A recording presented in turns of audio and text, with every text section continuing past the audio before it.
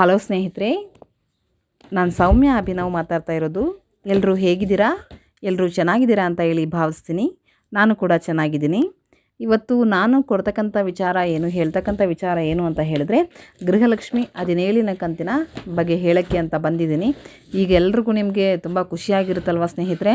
ಯಾಕಂದರೆ ಈಗ ಗೃಹಲಕ್ಷ್ಮಿ ಹಣವನ್ನು ಎಲ್ಲರೂ ಕೂಡ ರಿಸೀವ್ ಮಾಡಿದ್ದೀರಾ. ಈಗ ಎಲ್ಲ ಮೆಸೇಜ್ ಕೂಡ ಹಾಕ್ತಾಯಿದ್ದೀರಾ. 2-2 ಸಾವಿರ, ಕೆಲವರಿಗೆ ನೆನ್ನೆ ಸುಮಾರು ಒಂದು 80% ಅಷ್ಟು ಜನಕ್ಕೆ ಅದೇ 15-16ನೇ ಕಂತಿನ ಹಣ ಎಲ್ಲ ಬಂದಿದೆ ಸ್ನೇಹಿತರೆ. ಸೊ ಎಲ್ಲರೂ ಕೂಡ ತುಂಬ ಖುಷಿಯಾಗಿದ್ದೀರಾ. ಇನ್ನು 17ನೇ ಕಂತು ಒಂದು ಬಂದಿಲ್ಲ ಸ್ನೇಹಿತರೆ. ಅದು ಏನಂತ ನೋಡೋಣ. ಈಗ 15-16 ಇಷ್ಟು ದಿನ ಎಲ್ಲ ಅವರು ಹಾಕಿರಲಿಲ್ಲ ಅಮೌಂಟು. ಸೊ ಅವ್ರಿಗೆ ಆಕ್ಸಿಡೆಂಟ್ ಕೂಡ ಆಯಿತು, ಲಕ್ಷ್ಮೀ ಹೆಬ್ಬಾಳ್ಕರ್ ಅವ್ರಿಗೆ. ಸೊ ಹೀಗಾಗಿ ಏನಾಯಿತು, ನಿಮಗೆ ಹಣ ಬರೋದು ತುಂಬ ತಡ ಆಯಿತು ಸ್ನೇಹಿತರೆ. ಅಂದರೆ ಈಗ 15-16ನೇ ಕಂತು ಯಾರಿಗೆಲ್ಲ ಬಂದಿದೆ ಅಂದರೆ, ಇನ್ನೂ ಮೈಸೂರು ಜನತೆಗೆ ಬಂದಿಲ್ಲ.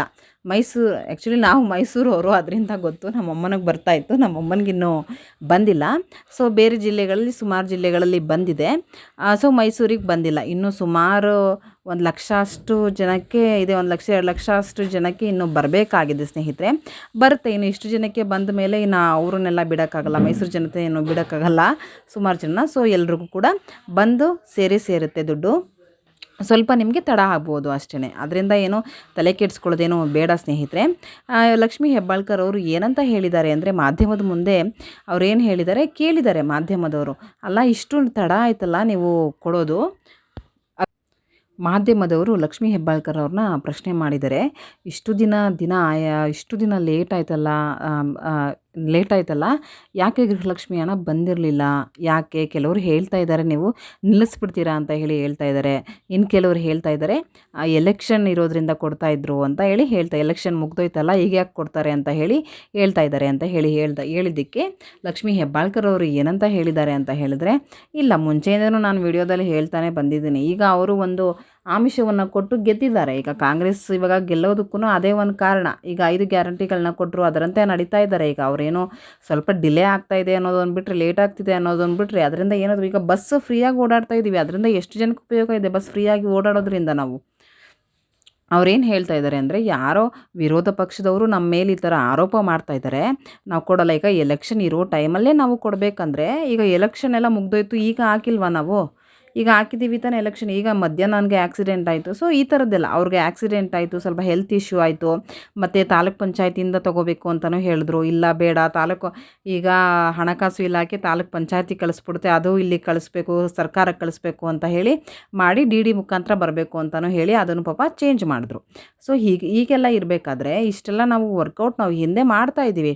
ಅದು ಜನಗಳ ಕಣ್ಣಿಗೆ, ವಿರೋಧ ಪಕ್ಷದವ್ರಿಗೆ ಅದೆಲ್ಲ ಕಾಣಿಸಲ್ಲ. ಇಷ್ಟು ದಿನ ನಾವು ಯಾಕೆ ಪ್ರಯತ್ನ ಪಡ್ತಾ ಇದ್ದಿದ್ದು, ಈ ಗೃಹಲಕ್ಷ್ಮಿ ಹಣ ಕಳ್ಸೋಕ್ಕಂತಲೇ ಪ್ರಯತ್ನ ಪಡ್ತಾ ಇದ್ದಿದ್ದು. ಸೊ ಹಾಗಾಗಿ ನಾವು ಯಾವ ಕಾರಣಕ್ಕೂ ಇದನ್ನು ನಿಲ್ಲಿಸಲ್ಲ. 5 ವರ್ಷ ಈ ಗ್ಯಾರಂಟಿ ಇದ್ದೇ ಇರುತ್ತೆ.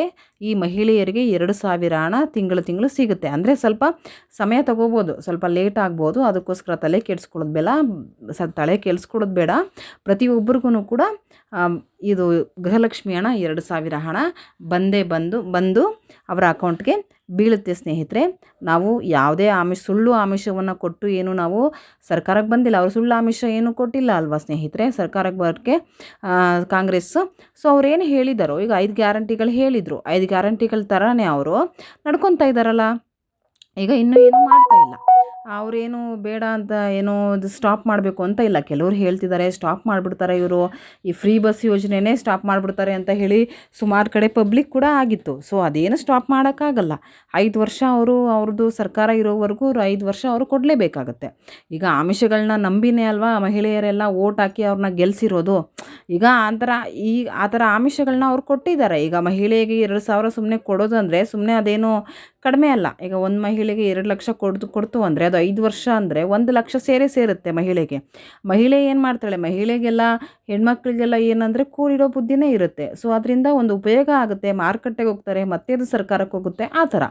ಸೊ ಹೆಣ್ಮಕ್ಳು ಯಾವಾಗ್ಲೂ ಒಳ್ಳೆಯದನ್ನೇ ಯೋಚನೆ ಮಾಡ್ತಾರೆ, ಮತ್ತು ಕೂಡಿಡೋ ಬುದ್ಧಿ ಕೂಡ ಹೆಣ್ಮಕ್ಳಲ್ಲಿ ತುಂಬ ಇರುತ್ತೆ ಸ್ನೇಹಿತರೆ. ಸೊ ಹಾಗಾಗಿ ಅವರು ಮನೆ ಯಜಮಾನ ಯಜಮಾನನಿಗೆ ನಾವು 2,000 ಕೊಡ್ತೀವಿ ಅಂತ ಹೇಳಲಿಲ್ಲ. ಗೊತ್ತಲ್ಲ ಮನೆ ಎಲ್ಲರೂ ನಾನು ಹೇಳ್ತಿಲ್ಲ, ಕೆಲವರು ಸ್ವಲ್ಪ ಕೇರ್ಲೆಸ್ಸಾಗಿ ಬಿಹೇವ್ ಮಾಡಿಬಿಡ್ತಾರೆ ಅಂತ.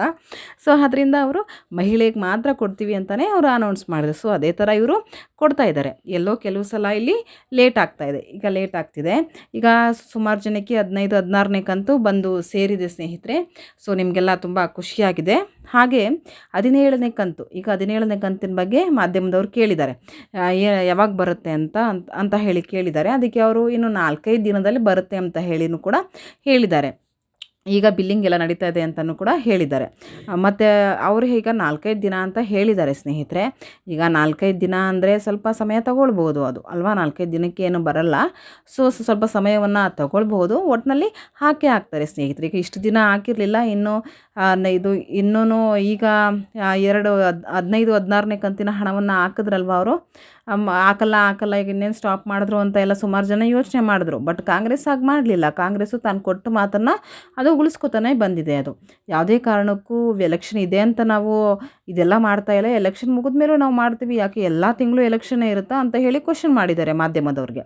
ಯಾಕಂದರೆ ಈಗ ಮಾಧ್ಯಮದವ್ರು ಕೇಳಿರೋದ್ರಲ್ಲಿ ಈಗ ಡಿಲೇ ಆಯ್ತಲ್ವ, ಅದು ಕೊಡೋದು ತುಂಬ ಲೇಟ್ ಆಯ್ತಲ್ವ. ಸೊ ಹಾಗಾಗಿ ಅವರು ಕ್ವಶನ್ನ ಕೇಳಿದ್ದಾರೆ. ಈ 17ನೇ ಕಂತು ಇನ್ನೊಂದು ವಾರ, ಒಂದು 10 ದಿನದ ಒಳಗಡೆ ನಿಮ್ಮ ಅಕೌಂಟಿಗೆ ಬಂದು ಸೇರುತ್ತೆ ಸ್ನೇಹಿತರೆ. ಯಾರ್ಯಾರಿಗೆ ಬಂದಿಲ್ಲ, ಈಗ ಕೆಲವ್ರಿಗೆಲ್ಲ 15-16ನೇ ಕಂತು ಬಂದಿಲ್ಲ ಸ್ನೇಹಿತರೆ, ಅದು ಕೂಡ ಬರುತ್ತೆ ಇನ್ನೊಂದು ವಾರದಲ್ಲಿ. ಮೈಸೂರು ಜಿಲ್ಲೆಗೆ ಹೇಳಿದೆ, ನಾವಿರೋದು ಮೈಸೂರವರೇ ಅಂತ, ಮೈಸೂರು ಜಿಲ್ಲೆಗೂ ಕೂಡ ಬಂದಿಲ್ಲ ಸ್ನೇಹಿತರೆ. ಸೊ ಮೈಸೂರಿಗೂ ಕೂಡ ಬರುತ್ತೆ, ಒಂದು ಸ್ವಲ್ಪ ಸಮಯ ಲೇಟ್ ಆಗಬಹುದು ಅಷ್ಟೇ.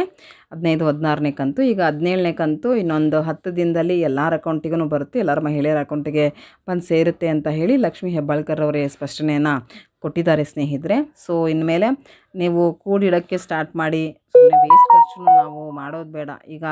ಇವಾಗೆಲ್ಲ ದುಡ್ಡು ಎಷ್ಟು ಮುಖ್ಯ ಅಂದರೆ, ಈಗ ಪ್ರತಿಯೊಂದಕ್ಕೂ ದುಡ್ಡು ಬೇಕೇ ಬೇಕು ಸ್ನೇಹಿತರೆ ಅಲ್ವಾ. ಈ ದುಡ್ಡನ್ನೆಲ್ಲ ಸುಮ್ಮನೆ ಉಡಾಫೆಯಿಂದ ಎಲ್ಲ ಖರ್ಚು ಮಾಡೋಕ್ಕಿಂತ ಕೂಡಿಟ್ರೆ ಬೆಟರ್ ಅಂತ ನನಗೆ ಅನಿಸಿಕೆ.